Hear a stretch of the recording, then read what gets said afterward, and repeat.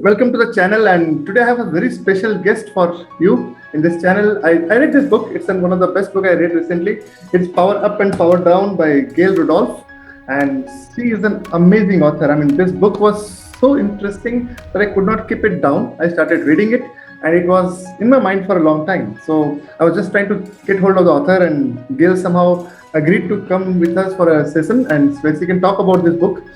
But before I bring her and give the mic to her to talk, let me talk something about her. If you are not aware of Robert Cialdini, just search in Google. He is authority in influence, and he has created such a tremendous research in this area. And his certification is so difficult that only few people can clear. In the worldwide, only 13 people have cleared the certification, and in United States, Gail is the only woman who has completed her certification, which is so difficult to clear. And from there, she has written this book. And this book was among the number one best-selling book in the new category. And she is with us. So help me invite Gail with us. So Gail, why don't you talk about yourself? I'm so happy that you took out some time from your busy schedule. I know in the release time, your book is releasing very soon and you are having a hectic calendar. But somehow you found out some time to talk about this book. Why don't you share something about yourself? Thank you, Bijay. And it's my honor to actually be here with you today. I was struggling. I was struggling with power. I was struggling in the corporate realm.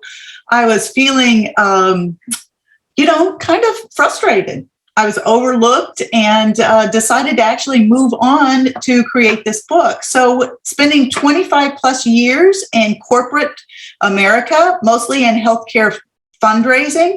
So I would ask people to give them their money. So I've raised almost close to $1 billion for nonprofit charities.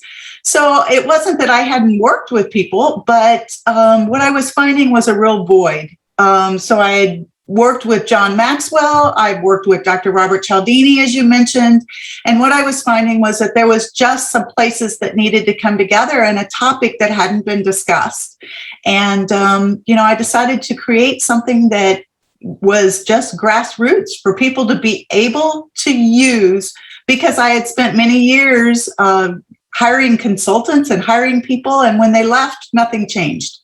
So my goal was to take my experience that I'd had in the corporate realm, take the education I had learned through value-based leadership, John Maxwell, Dr. Robert Cialdini, and actually bring it together to some real-life tools that we could put together. See, when you're talking about $1 billion in fundraising, it's a big amount. I mean, let me ask you this fundamental question. What sparked your interest around this interpersonal power dynamics, and how did you got it? Where did it spark actually? Well, actually, it sparked because I was working in the corporate world, mostly with males. And I found myself kind of sitting in a room feeling underpowered and underappreciated, basically. And I'd say my struggle probably started back, or my interest probably peaked even when I was a child, as the youngest person of 4 children, with my oldest brother being 18 years older than I was. You can tell there was a major power dynamic that happened in that household. I was never listened to. But it really started to come about, too, when I was in the corporate world. As I sat one day I was working at a community foundation. I was the only full-time employee and my boss was part-time. And I had actually been hired to meet the goals of the foundation. The plan was to meet them in 3 years. I had actually done it in just a little over a year. So I went to my boss and I said, I think I need a raise. I have not only completed what we hope to do in 3 years, but I, actually have done it early and I've actually done more. And he looked at me and he said, well, don't you receive child support? Now, I was a single mother at the time, and I looked at him and I said, I don't understand what me receiving child support has anything to do with my work. And he continued to just say to me, don't you receive child support? And I was dumbfounded. How did I respond? How did I continue to be respectful? He obviously wasn't hearing me. He had a preconceived idea. And, eventually, I did see on the board agenda that there were raises that he was going to bring out, but they were actually raises for him. he actually was doing none of the work, but getting all of the credit, and was actually getting promoted for that. And I eventually left the organization. They hired 3 people when I left to take my place. But, I walked away from there thinking there's got to be some way that I can actually take that situation and make it better, or at least harness the power or balance out the power that was happening in that relationship. Because, it was a business relationship, and I was being silenced because I was a single mom. Now, this point which you mentioned is really a big point. Now, literally in India, I was assuming that this problem is only available in India. But what you're saying is a global problem then.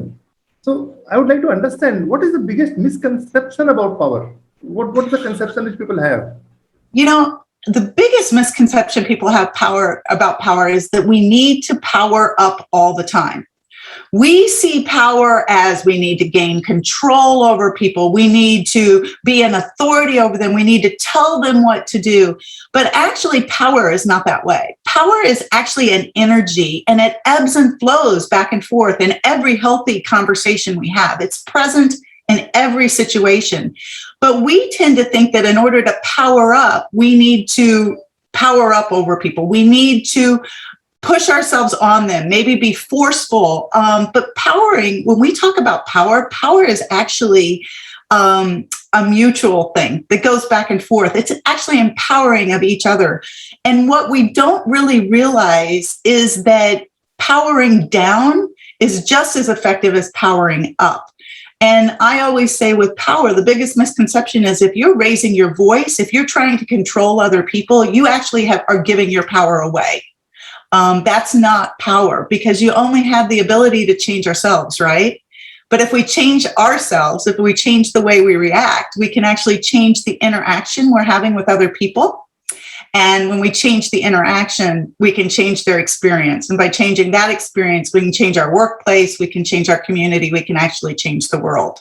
Can you talk something more about power up and power down? What does that mean in more simple, precise terms? So that, because this book title is very interesting, I liked it. So what does that mean? It means power up and power down. What does that mean?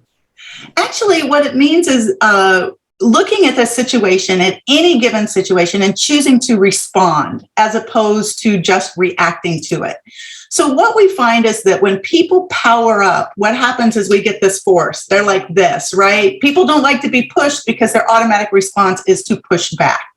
Right? So what we talk is about ways to power up, to gain more authority in a situation, is using things like more formal speech, pausing for effect, your feet firmly planted on the ground with your shoulders back. And my favorite is claiming more space. Sitting back in your chair, spreading out a little bit. Women are really bad at this. We tend to sit all crunched up with our legs crossed, our arms crossed, or very little bit. But if you look at very powerful people in the world, they will spread out, much like a peacock goes full feathers, right? Animals do this in the animal kingdom all the time. They spread out. So that's powering up. Powering down is actually to level the playing field. It's actually to take out the emotion, to take out the struggles. And it's things like a softer volume, expressing sympathy, right? Using inclusive language like we, us, or ours. Because what we find is if people get in that power struggle, nothing actually gets done. There's a lot of time and energy spent, but nothing gets accomplished. So that's what we mean by powering down. We see a lot of famous people power down. In our country, Martin Luther King is known of is famous. He powered down all the time, right? We didn't see him powering up with force in the wrong way. When he did power up, he did it in the right way, and he powered down. And I love it because it's the use of both, having them both in your toolkit and pulling whichever one's going to make this situation better and create win-win outcomes in the end. Absolutely. Coming down to power down. Now, power down is something which is very powerful if done in the right way. Actually, and you don't have to use your power many times. In talking to the context of Martin Luther King, in India, we have the similar Mahatma Gandhi, who had the similar thing, and he created a similar thing without any war. He was able to create difference in the world. That's amazing. So one more question I have: what sort of boundaries we have about personal power? Because personal power is so much of confusion. Is there? What boundaries should people take care of? Well, it's interesting. I call boundaries our secret sauce when it comes to power. And many people confuse boundaries and power. And they're two separate things. You know, boundaries are simply limits that we set around our time, our energy, and our money. And what happens is if we don't have those boundaries set ahead of time, we confuse them with power, because there are people out there what I call boundary busters, right? And they'll bust through our boundaries every single time. So having your boundaries set, what time will you work? When will you not be interrupted? And holding to those boundaries around your time, energy, or money. And if you don't set those ahead of time, what will happen is that people will constantly be pushing against them and you won't hold them. And when you don't hold your boundaries, you actually give your power away. And people confuse power. They think this person's powering up over me. And many times when I consult and work with them, I really discover, well, actually, you didn't set out your boundaries. You in your mind don't know where your boundaries are, where your limits are, and then you don't hold them. Boundaries are really interesting because they're very emotionally charged. People with lack of boundaries need to do about 4 things. They need to look at the symptom. Why are they not holding their boundaries? You know, why are you saying yes to something you truly want to say no to? And we've all been there, you know. Identify the root cause. You know, sometimes in our past, in our childhood, we've accepted something that maybe we shouldn't accept, right? Or that we want to identify too the need. The number 4 thing is identify the need, because sometimes it's out of fear of abandonment or out of guilt. And then we want to make sure that we respond and not react when people push our boundaries. Take a deep breath and collect yourself, right? But hold your boundaries. But it is not that easy to do, right? Because when we go through, it's easy to listen, but it is very difficult to do. And in your book, you're talking about some tools about that. Can you talk something about those tools? I mean, how somebody can get benefit from those tools? Because you have talked in detail about it in that book. Can you share some light on it? Well, the biggest tool that you can do, and the thing that you can start today, is to identify where your boundaries are around certain things. Where are you going to work, you know, and then hold to them. How long are you going to work? If you say, I'm not going to work past 6 p.m., then you have to hold and make sure that you don't pick up the phone after 6 p.m. if people are calling you, right? That's where we get into that problem. But setting your boundaries ahead of time, looking at them and deciding what they are is the number 1 biggest tool that you can actually use when it comes to boundaries. Because when you are clear where your boundaries are, the other person then can uphold them better, and you hold them better. So I think about it this way. My father was meticulous about his yard. Okay. He would walk through the yard, he would mow it, he would groom it. My father knew exactly what line to mow up to. He knew exactly where our yard ended and our neighbors began. Our neighbor knew exactly where their yard began. My father mowed right up to the line. The neighbor mowed right up to the line. An onlooker would not know where the property line was. However, when we talk about boundaries, if we know where our property lines are, we can uphold them. And we're only responsible for the things that are in our yard. And it's amazing because I think about it as sometimes people will throw rocks over into your yard, right? And gently just tossing them back, not at anybody, of course, but just gently tossing them back over the fence, because people will give their work to you. They will give you things and interfere with your boundaries. And if you know where and what you will accept, it makes a big difference. My favorite story is where you have a person come into the office on Friday and try to unload some stuff because their week got away from them, right? And they're like, I have things to do this weekend. And knowing how you're going to respond ahead of time by saying something like, I know you had a tough week, and I know you had an unexpected client problem, and I understand you're on a tight schedule. I would have been happy to help you with this if you'd given me 2 to 3 days notice, but I'm sorry, I have plans this weekend myself. Absolutely. This is a very important point which you mentioned right now.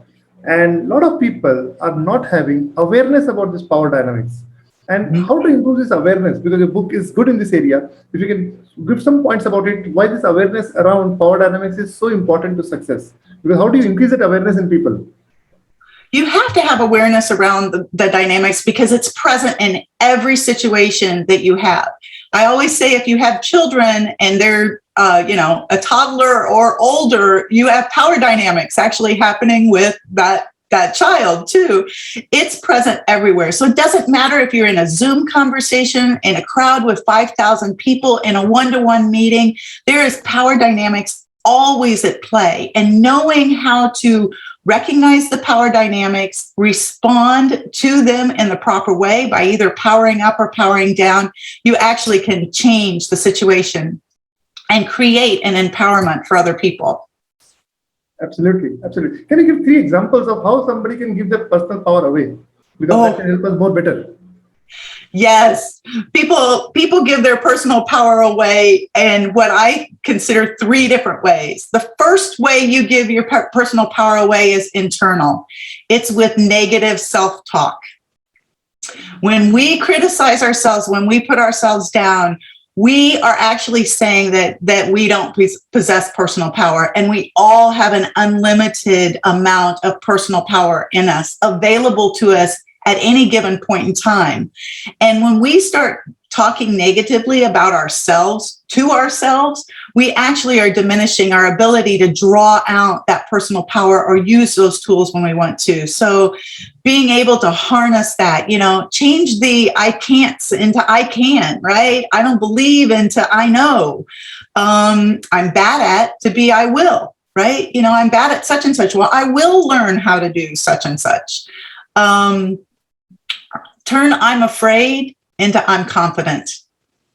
It's impossible into anything is possible. And I don't have the power needs to change to today is the day I take my power back, because we all have power and we just don't know how to access it. Absolutely, a very, very, very valid point. Now, what if somebody has already lost the power? How is he going to get it back? I mean, how can we reclaim our power back? Oh, well, well, actually, I didn't give you the other 3 ways that we give our power away. The other one is not setting boundaries. We talked about that. And then the misconception about power that we also talked about. But when we go to giving our power away, the way to reclaim it is, first of all, to realize that power is limitless and it's always available. It's something you can start using today in the next 5 minutes. Harness your self-talk. Make sure that you're your own best cheerleader in your mind. Establish your boundaries ahead of time, as we've talked about. Responding to people instead of reacting. The moment you raise your voice, you've lost your power. So respond to people and realize that you need to. And then as you're in that point of responding, make sure you use the correct power tool available to you. Decide whether you need to power up or power down to move whatever it is you need to move forward. Absolutely. It's very, very interesting point. So now you actually created enough curiosity in people's mind. When is the book launching? Because I am lucky to have that book, because we have met in our mastermind. So I was lucky to have this book, and I feel really blessed that I read it much ahead of when others will get. So, and can you tell me a releasing date? When is it releasing, and how can people get benefit? Is there some offers available when it is releasing? Well, the actual paperback book is releasing on October 12th, but Bijay, for your audience, I'm going to tell you an extra special thing. Wow. So on the week of September 26th, before the actual paperback is launched, for the entire week, September 26th through September 2nd, the ebook is available for 99 cents. Wow, that is too good. I mean, anybody can afford it. It's too good a book. What is the actual price of the book? You can go to Amazon to buy the book. You can go to Barnes & Noble to buy the book. They both are honoring, for that week only, 99-cent ebook. You can get it immediately, start reading it, and start using the power tools that are available there. Amazing. I'm so happy, Gail, to have you here. I know it was not easy for you to prioritize your time, because I know your schedule is really tight, but I feel really blessed that you are with us today and our audience really got benefit. So if you are in the phase where you want to purchase this book is launching on 26th of September, and there's an amazing offer which is 0.99 cents, which is the price. Actual price of the book is $17.95. So it will be available on September 26th at a throwaway price of 99 cents. And it's just for a special audience, and Gail has given us this offer, and I'm sure you can take leverage out of it. I'll give you the link right in our podcast below, and you'll find our YouTube link. I'll share the link of the Amazon to you so that you can buy and get on this book. I can tell you with my experience, I have read so many sales book and so many leadership book. This is the best book which I've read in this year. This is the best you can go through. You will never be disappointed by reading this book. Gail, anything you want to add before we wind up our session? I just really want to encourage people to harness their power. They can use it and start using it tomorrow. It's simple, or today, actually, either in the next 5 minutes. It's simple. It's easy. Don't be scared of it. It's actually going to happen whether you claim it or not. So make sure that you claim it instead of giving it away. Thank you, Gail. I'm sure you all got tremendous benefit about some important questions which you asked. We are so happy to have you here, and thank you so much for coming, Gail. Thank you, Bijay. My honor. Thank you.